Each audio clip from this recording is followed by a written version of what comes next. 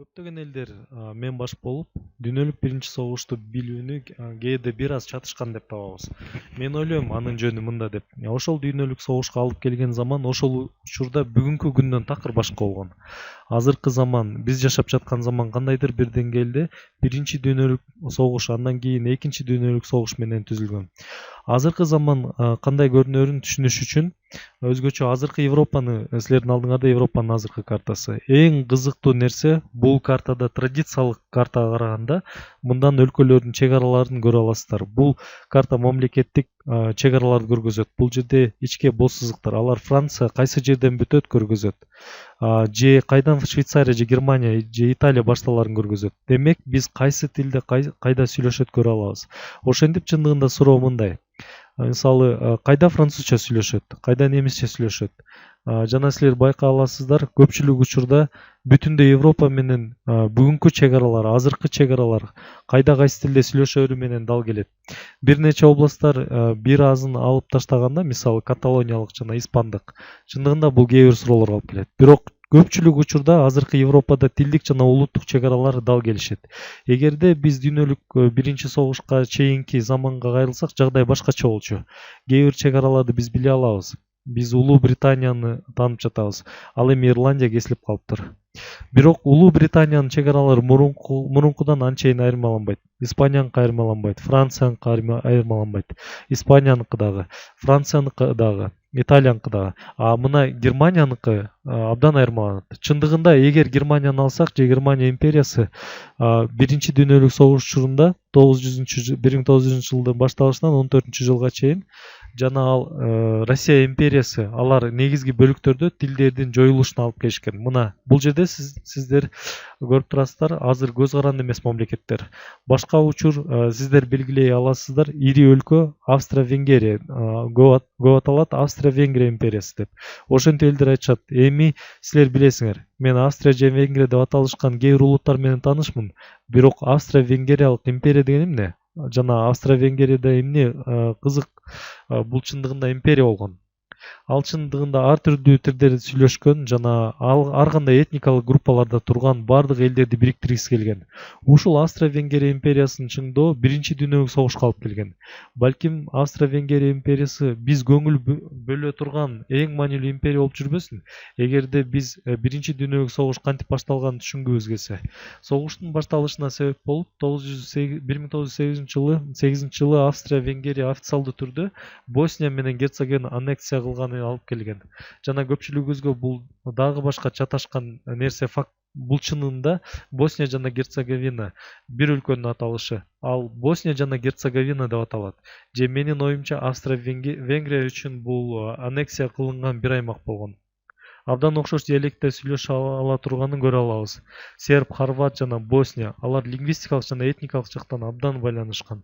Ошентип бардык бул аймак бул жерде лингвистикалык жана этникалык жактан байланышкан. Эми биз көргөн нерсе бул этникалык жана тилдик келип чыгууларды бириктирүүнү каалоо, бирдей ата теги бар элдерди биринчи дүйнөлүк согушка алып келген же жок дегенде тутанган учкун болгон кээде айтышкандай өрт жайылгандай кооптуу болгон. Дагы бир адаттагыдай эмес нерсе, же бизге тааныш эмес башка өлкө же улут же империя бул Осман империясы. Ошентип биз жаңы картадан Анатолий жарым аралында жайгашкан Турцияны көрөбүз. Мына бул жерде Турция, бул азыркы Турция. Биринчи дүйнөлүк согуштун башталышы менен 1914-жылы Турция Осман империясынын бир бөлүгү болгон. Ошентип мына дал ушул жер Осман империясынын көрүнүшү. Мына бул жерде азыркы Турция. Осман империясы өзүнө Турциянын көп бөлүгүн камтыган. Биз көп бөлүгү деп жакынкы чыгышта айтабыз. Сирия, Ирак, Ливан, Израилди кошуп жана аймактын бөлүгү азыркы белгилүү Сауд Аравиясы. Бул өлүп бара жаткан Осман империясынын бөлүгү болгон. Осман империясы өзүнүн гүлдөп турган мезгилинде мусулман дүйнөсүнүн көп бөлүгүн контролдоп турган. Ал Түндүк Африканы, ошондой эле силер бул жерден көрүп турган аймактарды ал эле эмес, Персиянын бир аз жерин, Балкандын көп бөлүгүн, Түштүк Европаны жана ал эле эмес, Грециянын бөлүгүн контролдогон. Эми мен силерди жүздөгөн жылдарга артка кайрылууга чакырам. Ошентип биз биринчи дүйнөлүк согушка киребиз. Ал учурдагы дүйнөдөгү мамлекеттик чек аралар сөзсүз түрдө тилдик жана этникалык чек араларды кайталаган эмес. Бир кыйла даражада 1800-жылдардан баштап империялар бар болгон. Жана ушул империялар Европада эле болгон эмес, Австро-Венгриялык империядай же учурдагы империялардын картасын өңдүү.